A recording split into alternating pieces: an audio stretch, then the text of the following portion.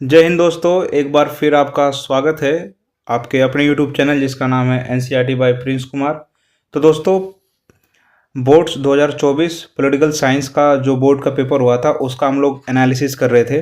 Part 1 की video मैंने आप लोगों के लिए बना दी थी और चैनल पे अपलोड भी कर दी थी, जिसके अंदर हम लोगों ने मेनली बात किया था स्टार्टिंग के एमसीक्यूज़ के बारे में। दोस्तों, मल्टीपल चॉइस क्वेश्चन जो आप लोगों से पूछे गए थे प्रश्न नंबर 1 से लेकर 12 तक, बहुविकल्पीय प्रश्न जो 1 नंबर के थे, उसको हम लोगों ने बहुत बेहतर तरीके से जो है डिस्कस किया था, एनालिसिस किया था कि कहाँ कहाँ से सवाल बन रहे हैं, किस तरह के सवाल आप लोगों से पूछे जा रहे हैं, आप लोगों को किस ट्रिक से इसको सॉल्व करना है।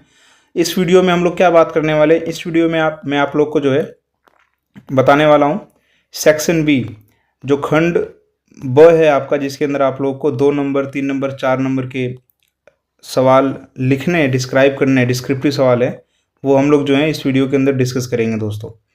तो देखिए, आप लोग के जो ये बड़े बड़े सवाल हैं खंड ख के अंदर आप लोग के जो 2 नंबर के सवाल है, जिसमें आप लोग को लिखना पड़ेगा उस सेगमेंट को हम लोग बहुत बेहतर तरीके से डिस्कस करेंगे। इसके अंदर 2 नंबर वाले सवाल आप लोग के आएंगे, 4 नंबर वाले सवाल इसके अंदर आएंगे दोस्तों। तो इसको हम लोग जो है समझने का प्रयास करेंगे, सवाल क्या कह रहा है उसको समझेंगे, उसकी गहराई को समझने का प्रयास करेंगे, और कहाँ से पूछा जा रहा है, क्या ट्रेंड है सीबीएसई बोर्ड का, और आप लोग के एग्ज़ाम में किस तरह के सवाल पूछे जाएंगे, ये हम लोग इसमें डिस्कस करेंगे। तो दोस्तों, अगर आप लोग चैनल पर नए आए हो तो प्लीज़ आप लोग जो है चैनल को सब्सक्राइब कर दीजिए, और अगर आप लोग को वीडियो अच्छी लगे तो लाइक कर दीजिए, शेयर कर दीजिए। चलिए शुरू करते हैं दोस्तों। तो देखिए, प्रश्न नंबर 13, 1 से लेकर 12 तक आप लोग का जो था वो एमसीक्यूज था दोस्तों, मल्टीपल चॉइस क्वेश्चन था। तो प्रश्न नंबर 13 आप लोगों को क्या बात करता है, देखिए प्रश्न नंबर 13 सवाल आप लोगों से बोल रहा है, पाकिस्तान में स्थायी लोकतंत्र की स्थापना में असफलता के लिए उत्तरदायी किन्हीं 2 कारकों की व्याख्या करनी है। अब आप लोग को सवाल पढ़ने के बाद तुरंत आप लोग को दिमाग में ये चीज़ जो है हिट करनी चाहिए कि ये कौन से बुक से है और बुक कौन से चैप्टर में से पूछा गया है। तो देखिए, सवाल देखते ही जो है पाकिस्तान में स्थायी लोकतंत्र, ये सवाल आपका जो है पूछा गया है समकालीन विश्व राजनीति। ये आप लोग का जो दक्षिण एशिया का टॉपिक है ना, सार्क आप लोग जो पढ़ते हैं, वहाँ से सवाल पूछा गया है कि भाई भारत है, भारत के पड़ोसी जो देश हैं, भारत के जो पड़ोसी देश हैं उनकी राजनीति के बारे में पूछा गया। तो पाकिस्तान हमारा पड़ोसी देश है दोस्तों। तो पाकिस्तान के अंदर जो है लोकतंत्र की स्थापना में असफलता के लिए उत्तरदायी किन्हीं 2 कारक, यानी कि सवाल सिंपल सा क्या बोल रहा है कि भाई पाकिस्तान में लोकतंत्र अच्छी तरह से स्थापित क्यों नहीं हो पा रहा है, उसके 2 कारण आपको बताने हैं। तो आप लोगों से सवाल ये पूछ रहा है, आप लोग को सवाल बेहतर तरीके से समझना है। अगर आप लोग सवाल समझ पाओगे तभी आप लोग जो है आंसर कर पाओगे। तो चूंकि 2 नंबर का सवाल है, याद रखिएगा कभी भी 2 नंबर का सवाल हो तो हमेशा 4 पॉइंट लिखिए, 2 पॉइंट एक्स्ट्रा लिखिए। तो इसके अंदर हम लोग जो है 4 कारण डिस्कस करेंगे। सवाल हम लोगों ने समझ लिया बेहतर तरीके से। सवाल क्या बोल रहा है कि भाई पाकिस्तान में जो है लोकतंत्र स्थापित ना होने के पीछे, असफलता का मतलब क्या होता है कि भाई ना होने के पीछे उत्तरदायी किन्हीं 2 कारण बताने हैं आप लोग को। तो पहला कारण आप लोग को पता ही है कि भाई पाकिस्तान के अंदर जो है, पाकिस्तान के अंदर हमेशा जो है कुर्सी को लेकर के दोस्तों क्या रहती है, साजिश या उठापटक लगी रहती है पाकिस्तान के अंदर, ठीक है। तो कोई जिसकी वजह से क्या है, कोई अच्छा एक उनका नेता उभर कर नहीं आ पाया दोस्तों, ठीक है। दूसरा रीज़न आप इसके अंदर क्या बता सकते हैं कि लोकतंत्र स्थापित तब हो पाएगा जब जो है सेना जो है अपना काम करे। सेना जो है उसका काम क्या है, सेना का काम है कि भाई देश को सुरक्षा प्रदान करना। पाकिस्तान आर्मी जो है उसका काम, उसकी जिम्मेदारी क्या होनी चाहिए, उसकी जिम्मेदारी होनी चाहिए कि भाई पाकिस्तान जो देश है उसको जो है आंतरिक रूप से, बाहरी रूप से क्या प्रदान करे दोस्तों, सुरक्षा प्रदान करे। लेकिन पाकिस्तान की जो आर्मी है वो क्या करती है दोस्तों, वो तख्ता पलट करती है। क्या करती है दोस्तों, वो तख्ता पलट कर देती है। यानी कि वो कहीं ना कहीं राजनीति के अंदर क्या लेती है दोस्तों, इंटरेस्ट लेती है। जबकि उसका काम राजनीति के अंदर हस्तक्षेप करने का है ही नहीं, उसका काम है कि भाई देश के अंदर सुरक्षा प्रदान करे, मिलिट्री को स्ट्रांग बनाए। तो लेकिन वो ये काम ना करके राजनीतिक में हस्तक्षेप करती है। तो दूसरा, जिसकी वजह से पाकिस्तान के अंदर कोई भी नेता जो है ज़्यादा पूरा अपना कार्यकाल पूरा कर ही नहीं पाता है, उसको राजगद्दी से हटा दिया जाता है, और जो सेनापति होता है वो स्वयं शासक जो है की भूमिका में आ जाता है। जैसे कि आप लोगों ने परवेज मुशर्रफ के बारे में सुना होगा, ठीक है दोस्तों। और भी कई सारे जो थे जनरल जो थे वो सेनापति जो थे देश के वजीर आजम बन जाते। दूसरा कारण ये हो गया तीसरा कारण आप लोग बता सकते हैं कि भाई चूंकि पाकिस्तान एक कैसा देश है दोस्तों, इस्लामिक देश है। यहाँ पर जो है इस्लाम, ये पूरा देश जो है इस्लाम के कानूनों से चलता है दोस्तों। तो यहाँ पर जितने भी इस्लाम धर्म के मौलवी हैं, ठीक है दोस्तों, मौलवी, ये इन लोगों का बहुत दबदबा रहता है।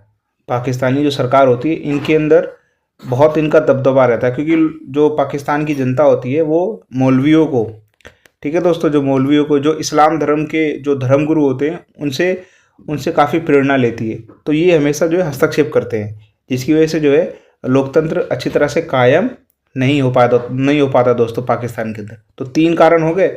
चौथा कारण आप लोग बता सकते हो दोस्तों कि आतंकवाद। आप लोग आतंकवाद लिख सकते हो। आतंकवादी संगठन पाकिस्तान के अंदर बहुत सारे हैं जो वक्त वक्त पर जो है सरकार पर दबाव बनाते हैं। क्या बनाते हैं दोस्तों? सरकार पर दबाव बनाते हैं, ठीक है दोस्तों, अपने फ़ायदा निकलाने का काम करते हैं वो लोग। तो ये 4 कारण हैं जिसकी वजह से जो है पाकिस्तान के अंदर लोकतंत्र स्थापित नहीं हो पाता है। तो इस तरह से आप लोग को जो है जितने नंबर का सवाल है आप कोशिश कीजिए कि आप लोग जो है उससे 2 पॉइंट एक्स्ट्रा लिखने का प्रयास कीजिए, तभी आप लोग को एग्जामिनर जो है अच्छे नंबर दे पाएगा। अगला सवाल हम लोग बात करेंगे दोस्तों प्रश्न नंबर 14 के बारे में। ये क्या बात कर रहा है दोस्तों?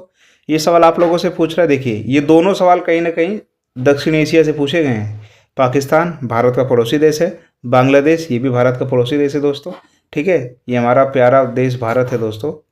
तो बांग्लादेश जो है वो क्या है दोस्तों? पाकिस्तान का भारत का जो है पड़ोसी देश है, ठीक है। पाकिस्तान आपका इस साइड आता है और बांग्लादेश जो है आपका यहाँ से मेघालय है, असम है, त्रिपुरा है, मिजोरम है, इनसे क्या है बॉर्डर टच होता है। यहाँ पर आपका बांग्लादेश है दोस्तों। तो दोनों सवाल कहीं ना कहीं देखिए दक्षिण एशिया से पूछा गया है। कहाँ से पूछा गया दोस्तों? सार्क से पूछा गया है। तो चूँकि भारत के आसपास के जितने भी देश हैं ये काफ़ी खबरों में रहते हैं। जैसे बांग्लादेश हमेशा खबरों में अभी है, पाकिस्तान हमेशा खबरों में रहता है। तो आप लोगों से जो है एग्ज़ाम के अंदर इन देशों से भारत के संबंध या इन देशों की राजनीतिक स्थिति के बारे में आप लोगों से सवाल पूछा जा सकता है, चूँकि पूछा भी गया है। तो आप लोग इस टॉपिक को आप लोग मजबूत कर सकते हैं। तो देखिए सवाल क्या बोल रहा है प्रश्न नंबर 14 कि बांग्लादेश के संविधान की किन्हीं 2 विशेषताओं को उजागर कीजिए। कि भाई बांग्लादेश जो है उसके पास एक संविधान है, एक संवैधानिक देश है, तो उसके संविधान की 2 विशेषताओं को आप लोग को बताना है। तो आप लोग बता सकते हैं कि भाई बांग्लादेश का निर्माण कब हुआ था? बांग्लादेश का निर्माण जो था वो सन 1971 के अंदर हुआ था। भारत की बहुत बड़ी अहम भूमिका थी बांग्लादेश को आज़ाद कराने में। ये जो बांग्लादेश था एक 1971 से पहले किसका हिस्सा हुआ करता था दोस्तों? पूर्वी पाकिस्तान का हिस्सा हुआ करता था।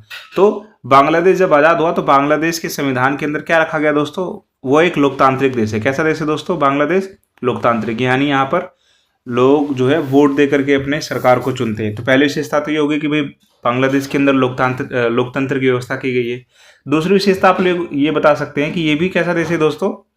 ये भी जो है यहाँ ये कैसा देश है दोस्तों? ये संवैधानिक देश है। कैसा देश है दोस्तों? संवैधानिक, यानी कि यहाँ पर क्या है दोस्तों? इनका अपना स्वयं का संविधान है। कैसा देश? संविधान है यहाँ पर स्वयं का, ठीक है। तो आप 2 विशेषता ये बता सकते हैं। तो इस तरह से आप लोग को जो है सवालों को समझना है और उसके उत्तर देने हैं। 2 पॉइंट है। अब 2 पॉइंट और आप लोग जो है कमेंट बॉक्स में लिखिए। मुझे फिलहाल केवल 2 ही पॉइंट याद आ रहे हैं, बाकी आप लोग 2 पॉइंट एक्स्ट्रा लिखिए, आपकी तैयारी अच्छी हो जाएगी। उसके बाद में आप लोग प्रश्न नंबर 15 पे हम लोग देखते हैं। प्रश्न नंबर 15 भी कितने नंबर का है दोस्तों? 2 नंबर का है। इसको देखने का प्रयास करते हैं। ये क्या बोल रहा है दोस्तों प्रश्न नंबर 15? तो देखिए संयुक्त राष्ट्र संघ जैसे अंतर्राष्ट्रीय संगठनों के कोई 2 लाभ बताने। अभी देखिए सवाल देखते हैं आप लोग के दिमाग में ये बात हिट करनी चाहिए, क्लिक करनी चाहिए कि ये सवाल जो है कौन से चैप्टर से पूछा गया है। तो संयुक्त राष्ट्र संघ, ये सवाल आप लोगों को कहाँ से पूछा गया है? समकालीन विश्व में राजनीति, संयुक्त राष्ट्र संघ जो आप लोग का चैप्टर है अंतर्राष्ट्रीय संगठन, उससे इस सवाल पूछा गया है। और सवाल क्या बोलता है? देखिए सवाल बहुत अच्छा पूछा गया है कि भाई संयुक्त राष्ट्र संघ जैसे अंतर्राष्ट्रीय संगठनों के कोई 2 लाभ बताइए। यानी कि आप लोग को जो है आप लोग को एग्जाम्पल के रूप में इसने यूनाइटेड नेशंस दे रखा है और बोल रखा है इसकी तरह जो और अंतर्राष्ट्रीय संगठन है उसके कोई 2 फायदे बताने, इनके होने से क्या फ़ायदा है अंतर्राष्ट्रीय स्तर पर। तो आप लोग को पता है भाई संयुक्त राष्ट्र संघ के होने से सबसे बड़ा फायदा क्या है दोस्तों? कि भाई एक ऐसा संगठन है जो देशों के बीच में क्या कराता है दोस्तों?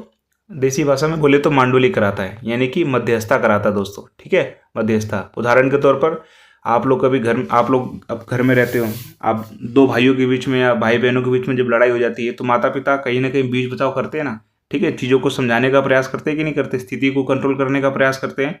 तो यही काम जो है अंतर्राष्ट्रीय स्तर पर जो है संयुक्त राष्ट्र संघ करता है। ये क्या करता है, जब दो देश आपस में लड़ रहे होते हैं किसी टॉपिक को लेकर के, उदाहरण के तौर पर आप देख सकते हैं कि रशिया है, रशिया और यूक्रेन का भी बहुत युद्ध चल रहा है दोस्तों, ठीक है।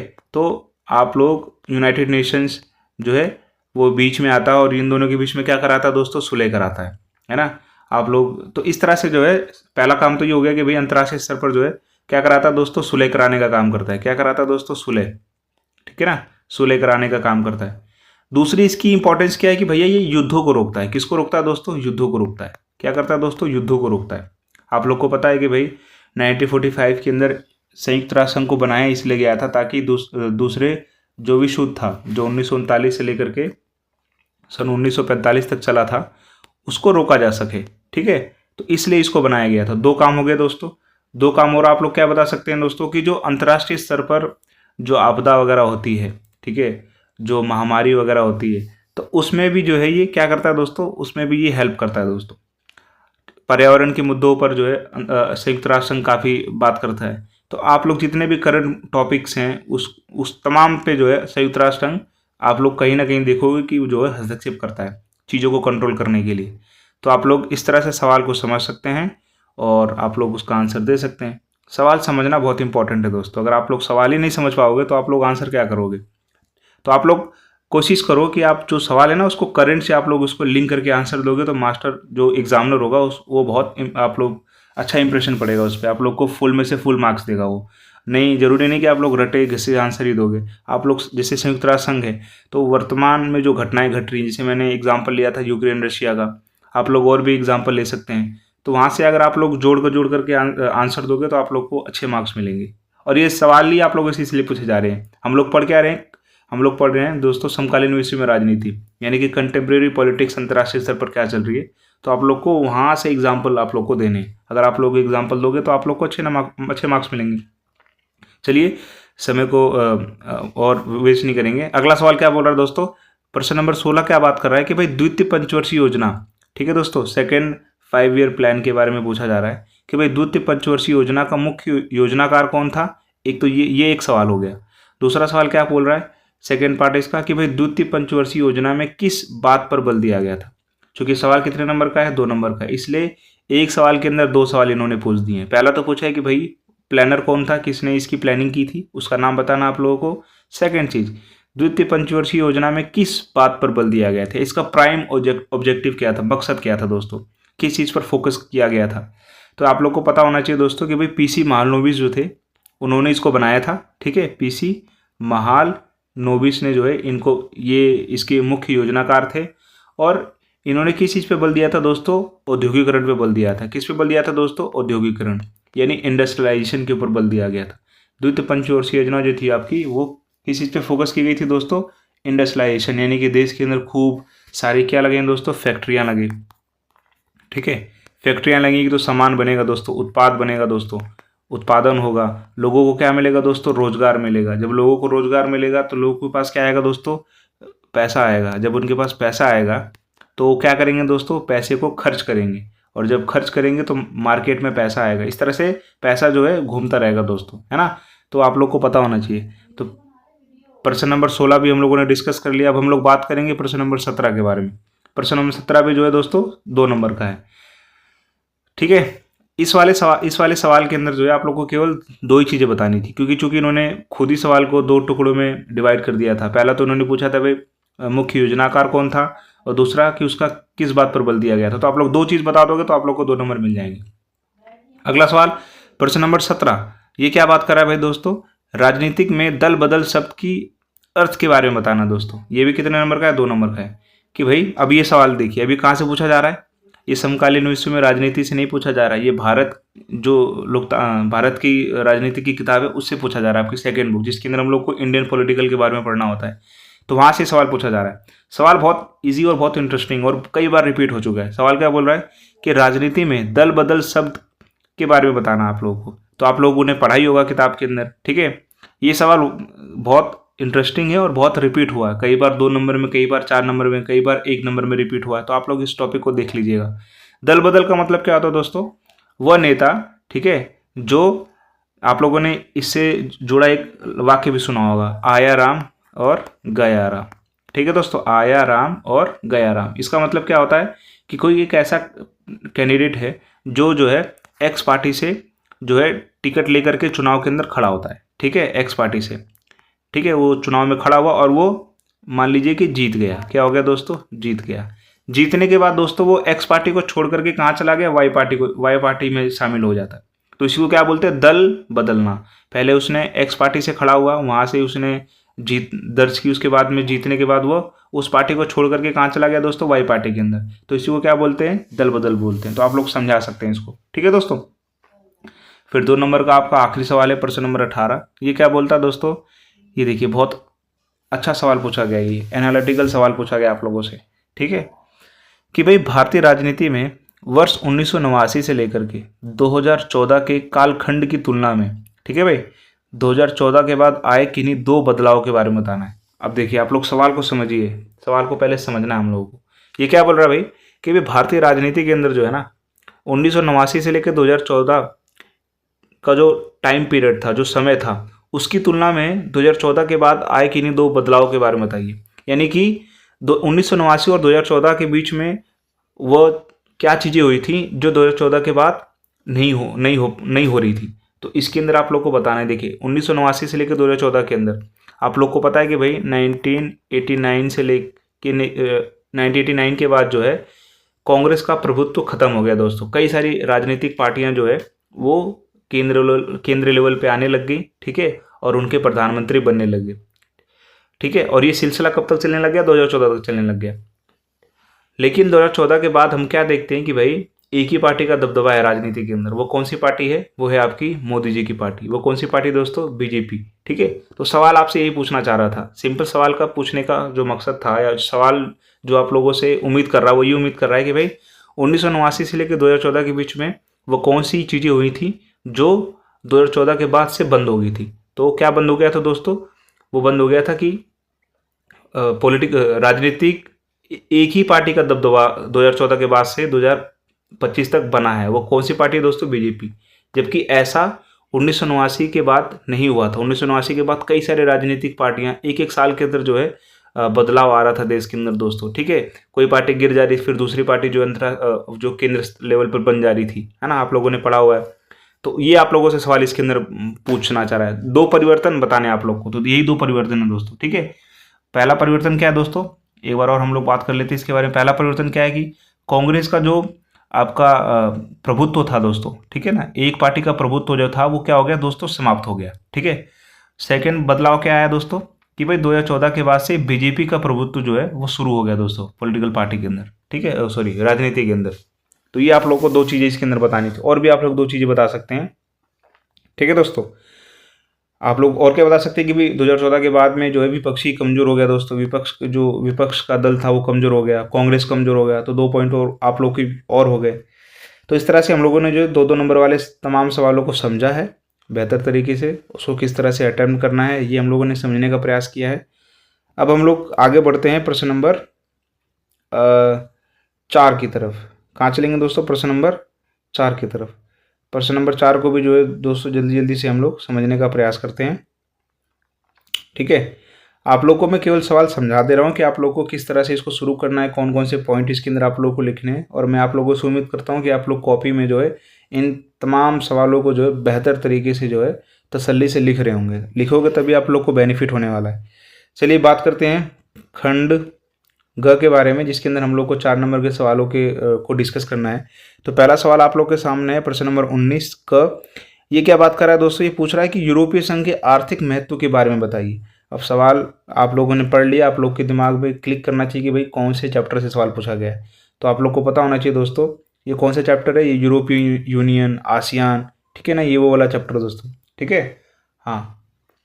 तो इसके अंदर आप लोगों से बोल रहा है कि भाई यूरोपीय संघ, यूरोपीय जो यूनियन है उसके आर्थिक महत्व के बारे में आप लोग को बताना है कि भाई किस तरह से जो है यूरोपियन यूनियन जो है वो इकोनॉमिकली काफ़ी स्ट्रांग हो गया दोस्तों। इतना स्ट्रांग हो गया कि वो अमेरिका को जो है टक्कर देने लग गया। तो आप लोग को यूरोपीय यूनियन की तमाम जो है विशेषता बतानी है, आर्थिक विशेषता बतानी है। इसके अंदर आप लोग बहुत सारी चीज़ें लिख सकते हो कि भाई यूरोपीय यूनियन जो है उसके अंदर कई सारे देश हैं, इन सब की बहुत मजबूत अर्थव्यवस्था है, इनके पास अपना एक जो है झंडा, एक राष्ट्रगान है, इनके पास शांघेन वीज़ा की व्यवस्था है।